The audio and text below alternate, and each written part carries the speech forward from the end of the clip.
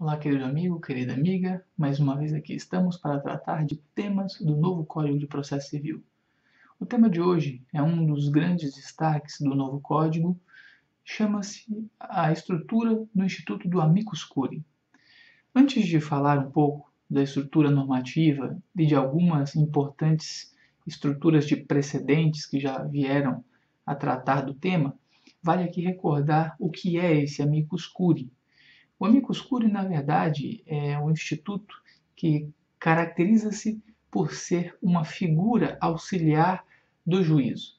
Auxiliar, não auxiliar da justiça, mas alguém que auxilia prestando informações, como se fosse um efetivo amigo da corte. Então, Amicus Curiae é este fenômeno que traz uma pessoa física ou jurídica para prestar informações em determinadas situações de relevo, situações que, portanto, fazem-se necessárias a ter aqui a informação de determinada instituição ou de uma pessoa com determinado conhecimento. Vejamos como é que o dispositivo trata a estrutura e ponto a ponto nós vamos rapidamente então entender.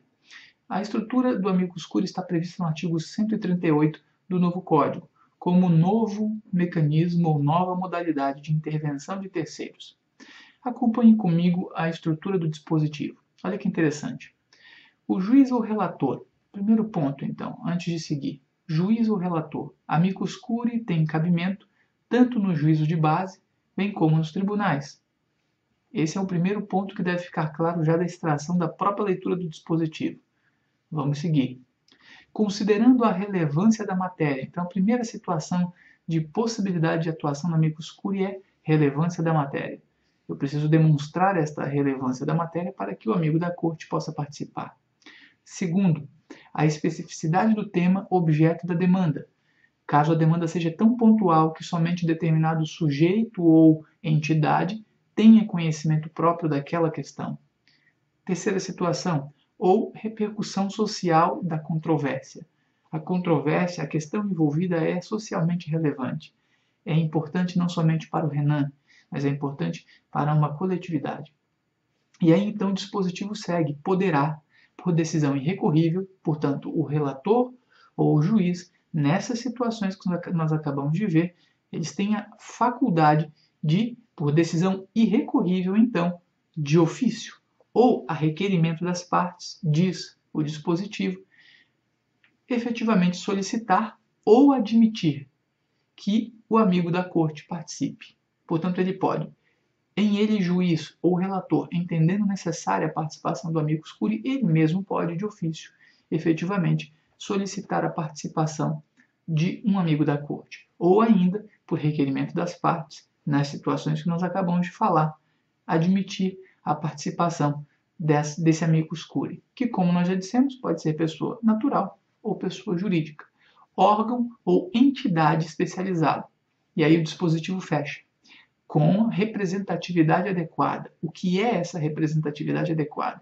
Nós já trataremos, porque a representatividade adequada ela precisa ser demonstrada olhando os precedentes dos tribunais superiores. Nós já vamos chegar lá.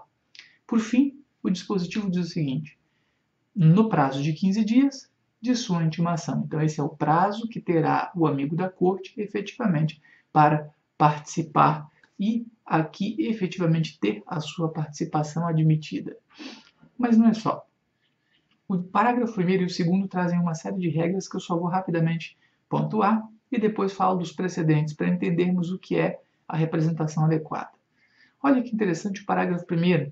Ele, na verdade, diz que a intervenção de que trata o nosso dispositivo ou a situação do Amicus Curiae, ela não implica alteração da competência nem autoriza a interposição de recursos, ressalvados a oposição de embargo de declaração na hipótese do parágrafo 3º. Mas qual é a hipótese do parágrafo 3º? É a hipótese em que o Amicus Curiae pode recorrer da decisão que julgar incidente de resolução de demandas repetitivas. Nessa situação do IRDR, o Amicus Curiae poderá opor embargos de declaração, em sendo o caso, por evidente, por vezes, um caso de interesse nacional.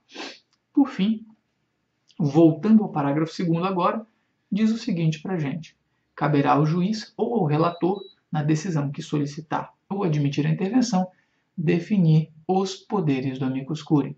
Portanto, aquilo que o amicus curiae fará e os poderes que ele terá são delimitados pelo julgador, pelo juiz ou pelo relator. Mas tudo bem, já entendemos isso. Agora vamos ver como funciona a figura da representatividade adequada. Veja que o STJ já afirmou o seguinte, no recurso especial 1.371.128 do Rio Grande do Sul, o ministro Mauro Campbell Marques. Olha o que diz o ministro. Ele diz o seguinte: a mera afirmação da Defensoria Pública da União, a DPU, de atuar em vários processos que tratam do mesmo tema, versando no recurso repetitivo de controvérsia a ser julgado, não é suficiente para caracterizar-lhe a condição de amicus curiae. Há uma necessidade de prova efetiva de uma representatividade adequada, qualificada, muito maior do que uma mera afirmação, como uma colocada aqui para o ministro. E há mais, e aqui trago agora uma referência a um precedente do Supremo Tribunal Federal. Anote aí, Supremo Tribunal Federal, decisão do Pleno, em uma ADI número 2130 de Santa Catarina, que tem aqui uma medida cautelar envolvida, ministro Celso de Mello. Olha o que diz o Supremo. O Supremo diz que a representatividade adequada à intervenção do amicus curiae ela deve ser útil, ou seja, baseando-se em razões que autorizem concluir que sua intervenção permita uma adequada solução do litígio. Ou seja, deve ser necessária e útil a participação do amicus curiae, sob pena de não fazer-se qualquer necessidade ou sentido ter-se a figura do amicus curiae lá. E por fim chama a atenção também de mais um precedente importante que fala da extensão dos poderes que o amicus curiae recebe. É um precedente do Supremo, da segunda turma, o recurso extraordinário 597.165 em um agravo regimental do Distrito Federal. Nós vamos ver ali também o ministro Celso de Mello que diz o seguinte: o amicus curiae, não obstante o inquestionável relevo de sua participação como terceiro interveniente no processo de fiscalização normativa abstrata, ou seja, o controle de constitucionalidade abstrata, não dispõe de poderes processuais que, inerentes às partes, viabilizem o exercício de determinadas prerrogativas que se mostram unicamente acessíveis às próprias partes, como, por exemplo, o poder que assiste ao autor e não ao amicus curiae de recorrer. E é exatamente essa situação que se trata e que mostra os moldes da extensão da atuação do amicus curiae. Por fim, uma sugestão em relação a como funciona a participação destes agentes no controle de constitucionalidade abstrato. Há um livro que escrevi há um tempo atrás que se chama A Coisa Julgada no Controle de Constitucionalidade Abstrata. E lá há de se fazer, se você observar, um estudo pontual sobre o controle concentrado, por muitos chamados de abstrato de constitucionalidade, e a participação das figuras importantes como o amicus curiae. Um grande abraço do professor Renan Tamay, bons estudos e até breve.